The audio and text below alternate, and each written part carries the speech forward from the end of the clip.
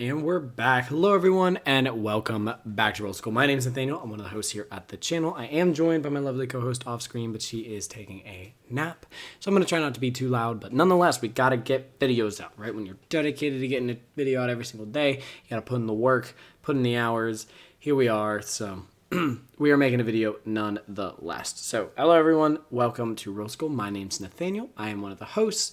We are making a video today we wanted to talk about Avatar, The Last Airbender as a Magic set. So there's a lot to get into. I'm going to try to make this video short. I make absolutely no promises, but again, that's the ultimate goal. I keep looking off to the side because I can see the OBS over there, but I need to leave it up so that I don't, so that nothing bad happens. So I'm going to try not to look over to the side. It's a little weird bit of a setup because normally I'm looking at the screen, but I need to remember that the camera is actually up here. So hello, everybody. Here we go. Avatar, The Last Airbender. What do we think? So a lot of you guys know from the very beginning, we were extremely skeptical about the set. We didn't know what we were going to think about it. It was a universe that we were moderately excited for, but we also don't want to support Universes Beyond that much, especially in a sense where Universes Beyond has caused a lot of problems for Magic that we are not big fans of. And so we wanted to, and we did, make videos kind of expressing that concern and say, hey, this is looking like it might be okay, but we also want to make sure that we still voice concern for Universes Beyond. And if it's okay, it's still kind of below the bar when you think about it, because even though it's okay, it's a Universes Beyond product, so now it costs more than the average set, and the average set already costs way more than it used to, so it's like these prices are outrageous and all this sort of stuff. And there's definitely some validity to that. We're going to get into that a little bit in this video, but we have now gotten to experience it. We've gotten to do our set review of it. We've gotten to make pre-release decks. We've gotten to do all of those things. And after doing so, we've definitely changed our opinions a little bit on the set, because I have to say, Avatar: The Last Airbender as a Magic set has definitely greatly surprised me for the better. So I wanted to make a video here today talking and praising the set a little bit, and we'll still talk about some of its flaws. We're going to do that because they still exist. Okay, but I wanted to make a video also talking about some of the heavy, very prominent pros that this set has and what I think it deserves praise for. So let's get into it. Let's start. So some of the concern that we had for the set. I didn't know how the elements were going to play very well into Magic. Obviously, they lean themselves into the four colors being white, blue, red, and green for airbending, waterbending, firebending, and earthbending, respectively. And honestly, I think that those sat perfectly fine, but it kind of left black as this sort of filler color.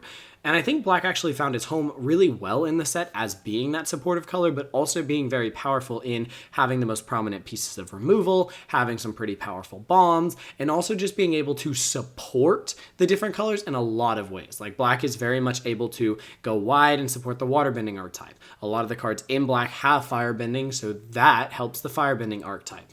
There's if they don't have firebending, they either have earthbending or they do stuff with +1/+1 counters, which of course is supportive of earthbending. I will say black has the least impact on airbending, but airbending kind of sits in its own corner anyways and is very powerful even in that corner. And I gotta say, having played it now, having sat with the cards, having talked about the cards, and having seen them play against each other, this is potentially, and of course this video is potential because this is literally before the set has ever released actual release date. It's actually being recorded before I've even gotten on Arena and gotten to play anything. So if you guys are seeing Arena drafts or anything like that on live streams or on videos, this is being recorded before that. But we have played pre-release, and I have to say, I was so pleasantly surprised. I think the set is wonderfully crafted. I think it's absolutely impeccably crafted. The way that the four elements support one another and also establish themselves independently and also lean into their archetypes from the show is really, really fun and creative. I think the most powerful one is probably airbending to me, but firebending might be up there. I think it's one of the two in terms of how powerful they are. And it really took me by surprise just how well these mesh together. So an example would be a lot of people, including myself when I kind of heard about it, even though I didn't do the video for blue, a lot of people thought that the blue cards and the blue pre-release was going to be the most powerful one. And to be fair, I think they had a lot of reason to believe that. And honestly, they probably still do. Like, blue has definitely got some powerhouses in terms of what you can pull. But I actually think waterbending as a set ability is probably the weakest of the four. It really has turned out the set, to my knowledge. Now, maybe obviously you can build the right mono blue deck or the right blue white kind of go wide, and who cares about flyers, even though that's the blue white theme deck. But generally speaking, the set doesn't actually do a great job of setting up waterbending beyond the fact of it just being activated abilities. I haven't seen a ton of cards that do a great job making the board go extra wide in terms of small creatures. Now, obviously, there are ally tokens, but there's not a ton of them going around in terms of really getting wide and having a lot of things you're willing to tap for waterbending that's not just going to majorly hurt you because you've tapped yourself out. And that's kind of the problem we've seen with it, where a lot of people are activating a waterbending 4 or a waterbending 5 using 3 or 4 of their own actual mana, and then maybe they tap a clue or something like that, which makes it a little bit cheaper. But all of these activated abilities are basically scaled to be more expensive than what they should be because of the fact that they can be waterbended. Where something might normally cost 4 as an activated ability to draw a card, Katara's cost 6. Right? Because you can waterbend. Well, okay, there's the upside that you could tap artifacts and creatures to pay for it, but there's also the downside that if you don't want to tap your artifacts and creatures, it's a little more expensive than the average activated ability. Versus, we see on the other end of things, let's say firebending's the strongest one. Again, between air and fire, but let's just talk about firebending, right? A lot of the cards themselves have the payoff for firebending because they have activated abilities, but all of the cards themselves are the enablers because when they attack, what firebending does is it generates mana. Whether it's instants that you have in your hand, some sort of flash thing that you have in your hand, which is effectively still an instant, or activated abilities, which a lot of the creatures have, but also waterbending has, or the waterbending cards have, that is what you can pour the mana into. And almost this combination of fire and waterbending is actually extremely effective, but the much more powerful part inside of it is firebending. Yes, firebending does absolutely nothing if you have nothing to pour it into, but most of those cards have at least something to pour it into, and you're always threatening something even more. And I think that in the limited environment, this plays out beautifully. Like, I think it plays out phenomenally.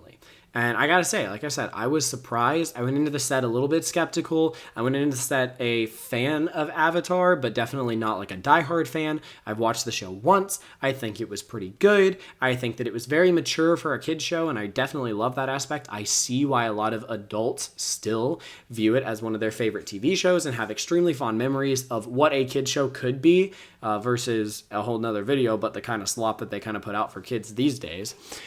And generally speaking, I was, again, still pleasantly surprised, even though I went into it kind of neutral, which is really, really nice. And then I've gotten to play it a little bit more. I've gotten to think about the cards a little bit more, and I'm so excited to play more limited.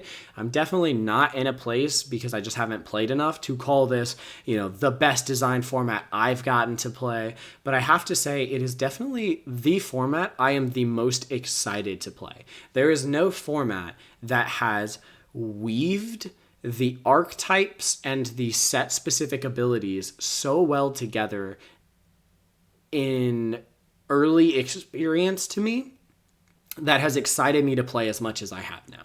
So for those of you that don't have the context, I started in Murders at Karlov Manor. So the sets that I've gotten to really experience, because I did miss a junction there, is I drafted a lot of that. I drafted some of Outlaws of Thunder Junction.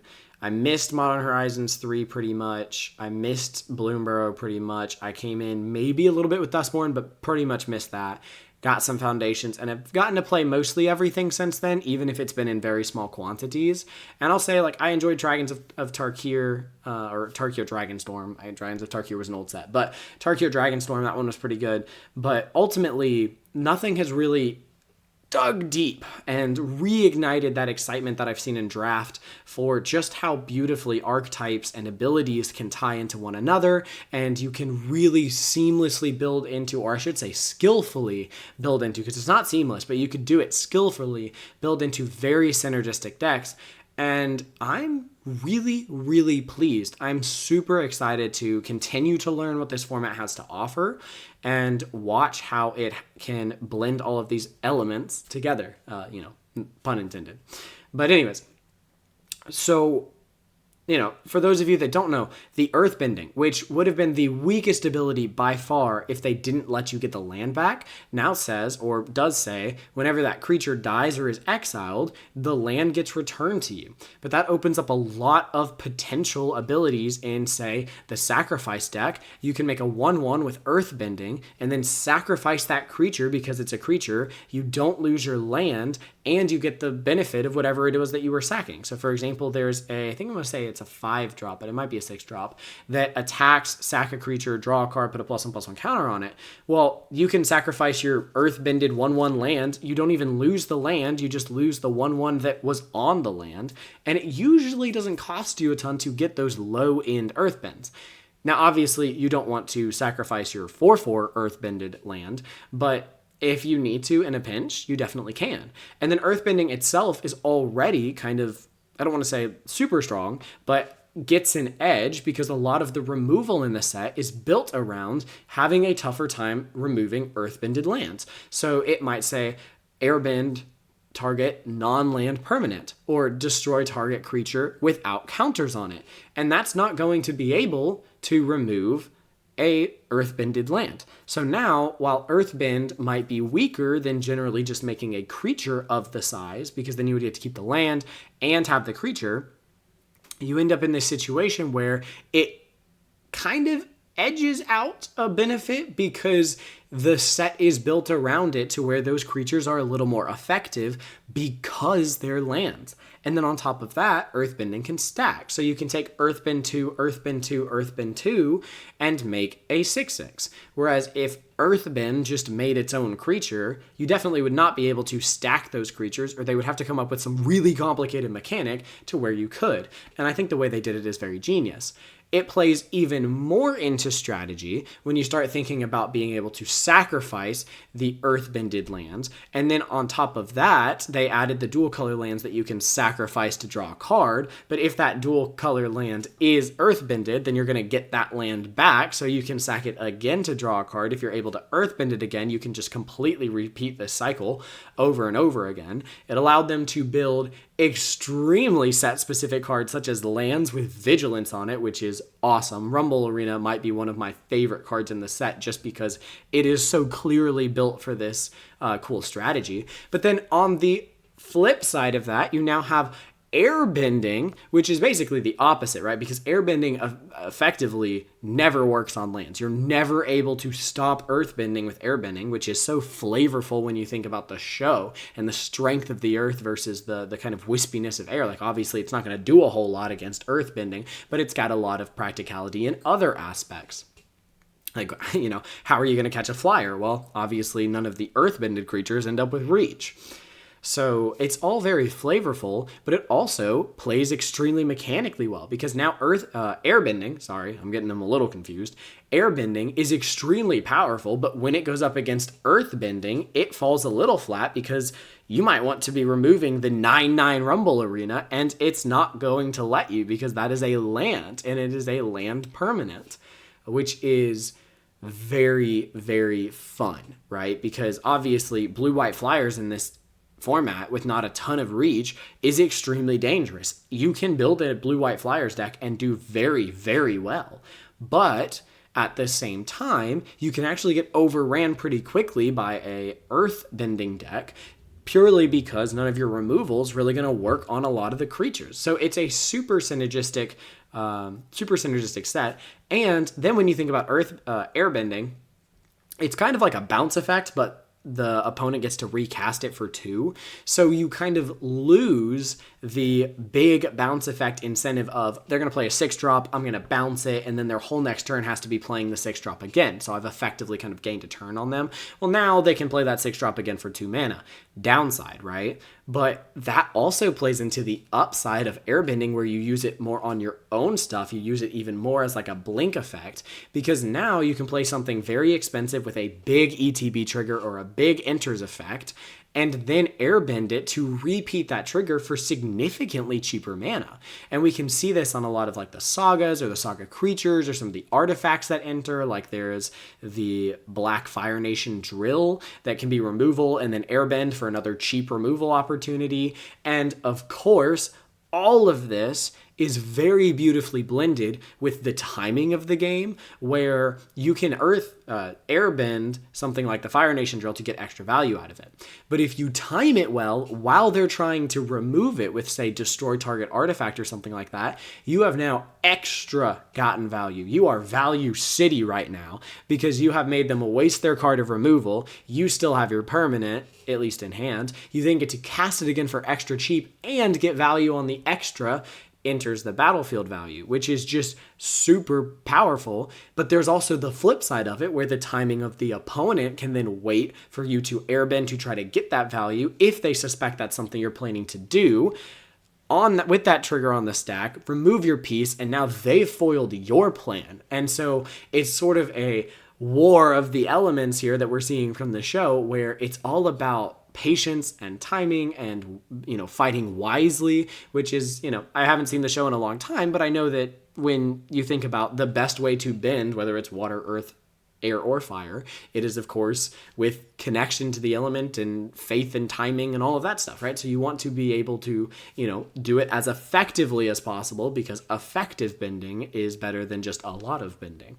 And we see that play out in the game, because I definitely got burned in some of my pre-release matches because I wasn't really thinking about the best plays in terms of timing, where I'm targeting a creature to remove and then they're targeting their creature to remove mine, or whatever it might be with airbending or just punch effects, whatever it might be.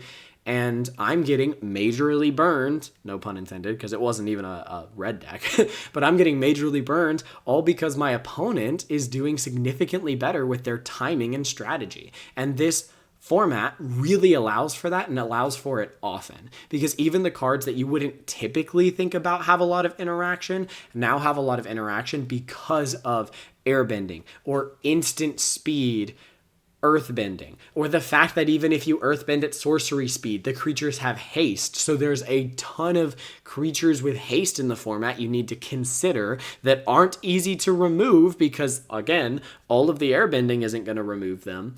And I think it just blends so beautifully. So, okay.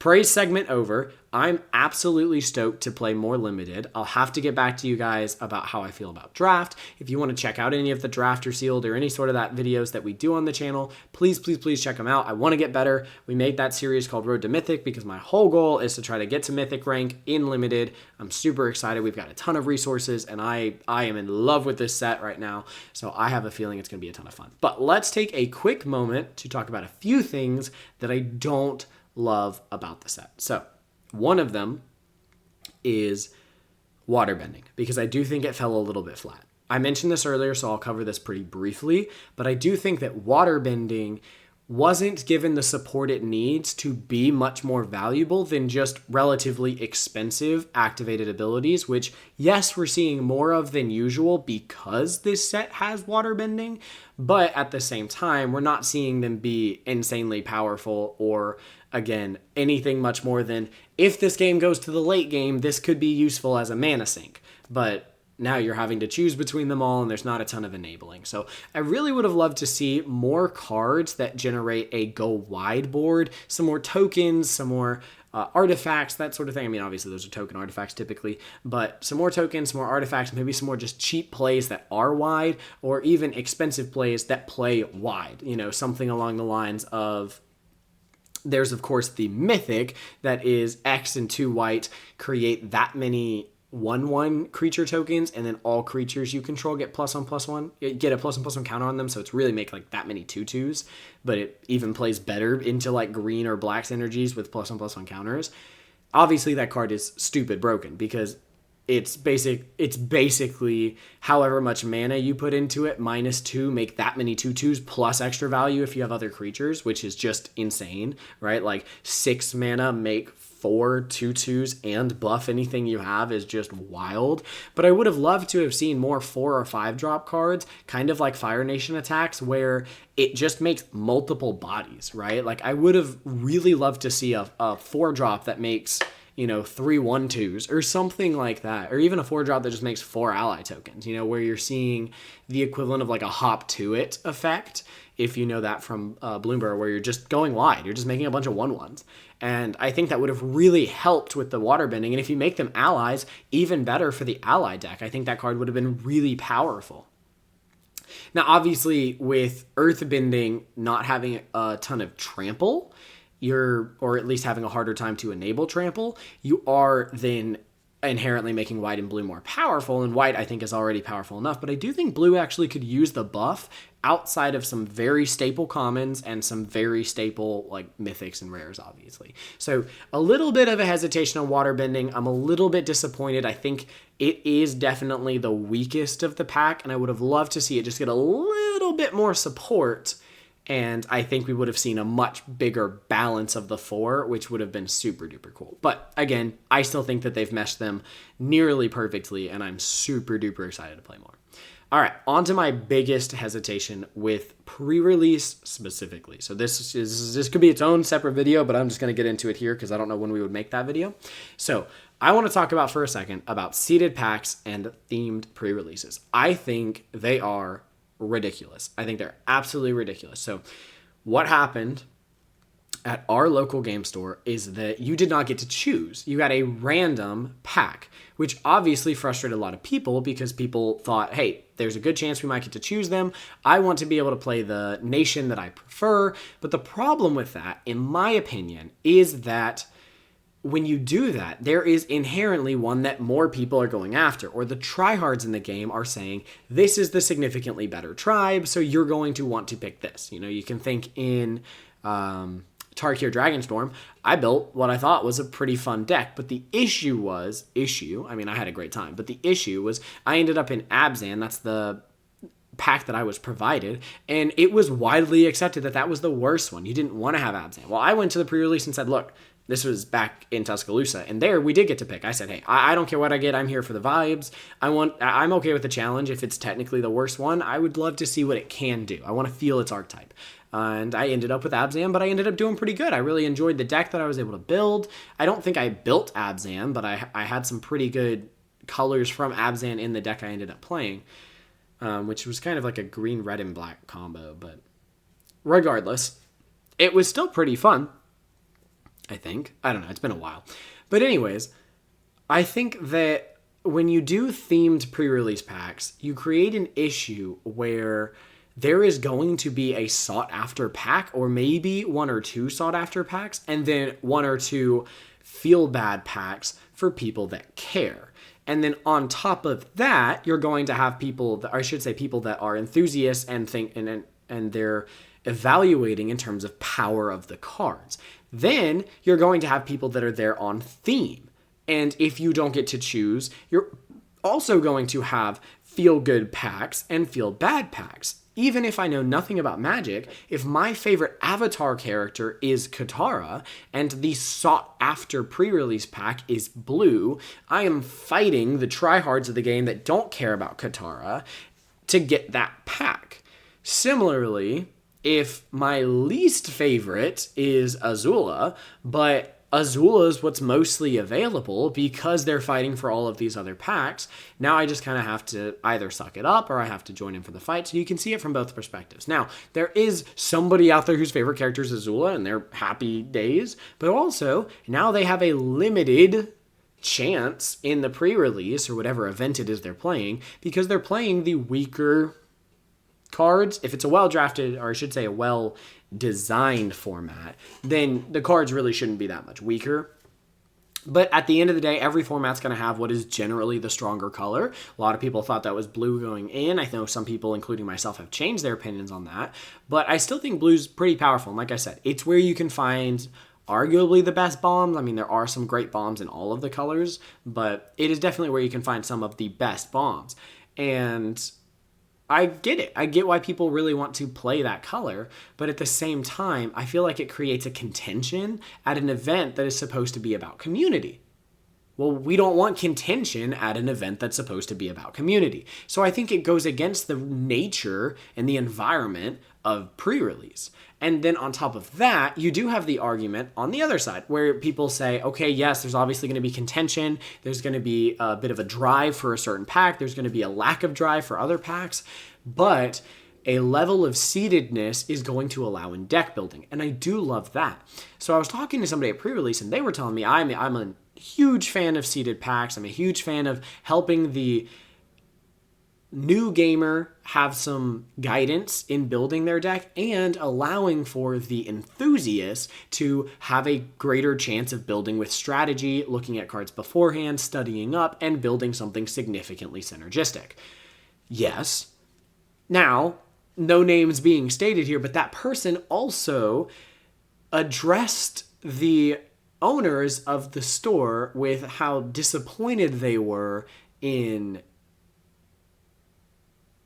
not being able to choose which pack they wanted because otherwise the enthusiast doesn't, there's no payoff to, spending all this time figuring out that blue's the best and then you just end up with green or you end up with red.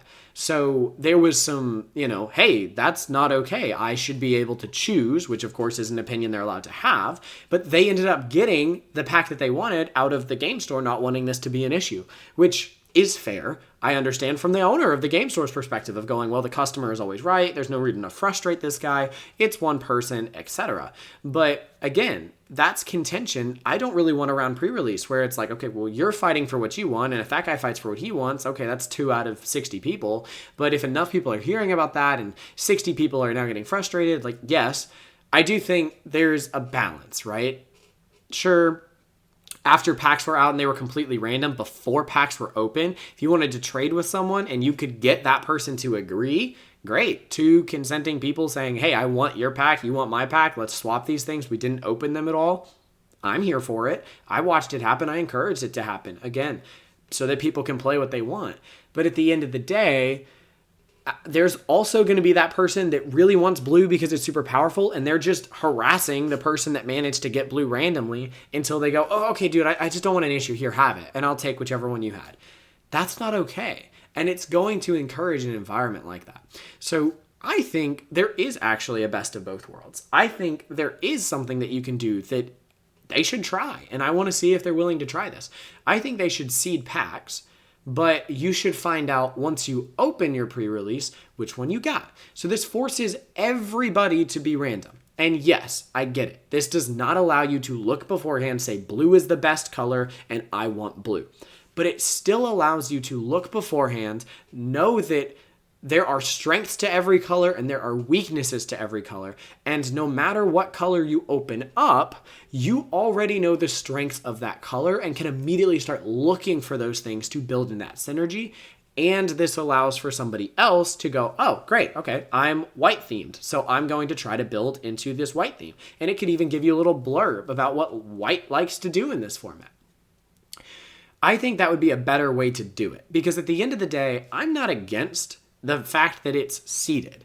I actually think that helping people build decks is generally the theme for pre-release, right? People should be able to build something that works. They should be able to learn about synergy. There's nothing more enjoyable than being a Magic player, at least to me, than sitting across the table from someone who like has an ally payoff and then they play an ally and they watch and they go, oh, I get to do that. And then they play another ally and they're like, wait, so that triggers for all of them. And they're like, whoa, I see what my deck can do. That's awesome. And it's super cool for people to see just how the game can interact with its own mechanics. But I also think those people aren't going to want to return if they're just getting yelled at by somebody over the fact that they managed to get a blue deck or a blue box and they had to suffer through getting a green box. So if you're going to do that, I think you should enforce the randomness in it and say, hey, look, enthusiasts out there, go look at the cards. Go figure out what you should build if you're in green, what you should build if you're in white, what you should build if you're in blue, red, and black. But don't give them the extra edge of getting to pick which one of those that they're in, because if you let them do that, they are going to want to do that at the cost of the new person playing the game. And if they really are skilled and they really enjoy deck building and they really want to do well in a pre-release, there should be some element of this set is designed well enough that your skill in studying the cards beforehand and deck building will build something better than the person that happened to get blue. But at the end of the day, pre-release and all limited in general is about luck to some degree. You would not be playing limited if you did not want there to be a degree of luck and chance. Now, yes, I love the aspect of deck building on the spot.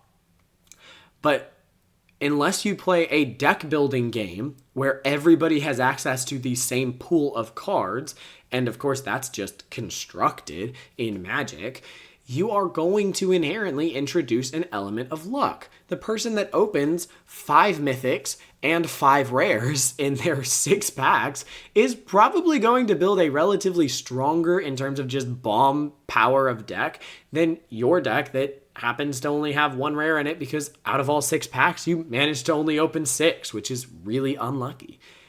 It happens. The skill comes in being able to build a deck that has the potential to beat the other deck. Are you going to every single time? Absolutely not. But if you have the skill, you have the deck building strategy and background, and you open the 5 mythics and 5 rares, you have just set yourself up to probably win the whole event. And that's kind of what it's about, right? Pre-release is not something that, unless you have standout skill from everybody else in the building, you're probably not going to be able to win it first place consistently out of 50 or 60 people every single time.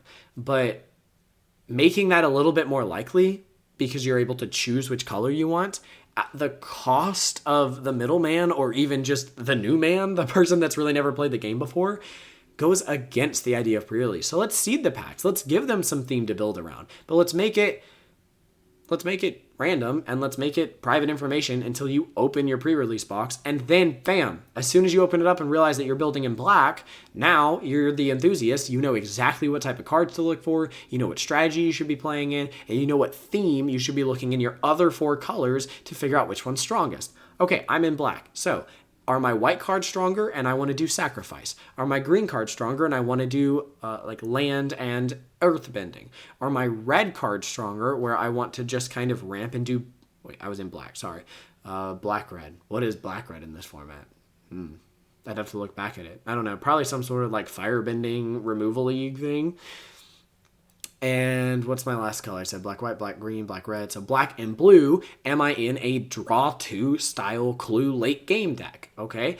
Either any of those 4 can work. In fact, arguably you could be in even more colors or you could be a mono black deck. There's all sorts of options, right? But you can know them as the enthusiast and still have a skill gap without costing the new man, the little man, the people that are brand new to Magic, which is what pre-release exists for in the first place. So, okay, that was a mini rant. Obviously, this video ended up way longer than I kind of wanted it to be, but that's okay. Things happen. So I want to end this note as kind of just a summary and a what I'm feeling right now. So I don't think pre-release was handled great because I don't love the fact that you can choose which one it is when inherently game stores are going to have a limited quantity of which one. Like, they can't just have blue pre-releases, right? Obviously, I think it wouldn't be nearly as big of an issue if everybody could just choose blue. I think it'd be a little boring, but it wouldn't be nearly as big of an issue, okay? But aside from that issue, which is a structural pre-release issue, I think the set itself is masterfully designed.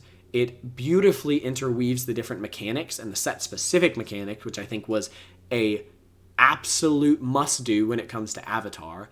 And I think that the power level differentials of the cards makes for a really fun and a really skill-based limited environment, which I am super excited to play in. So, all right, I feel like that was a pretty good summary. I hope you guys have been enjoying anything you've been doing with Magic Avatar: The Last Airbender. I know I could talk all day about the fact that it's a Universes Beyond set and there's a lot of downs because of that, but at the end of the day, it is the set we get, and we want to know what you guys are thinking about it. Are you loving it? Are you hating it?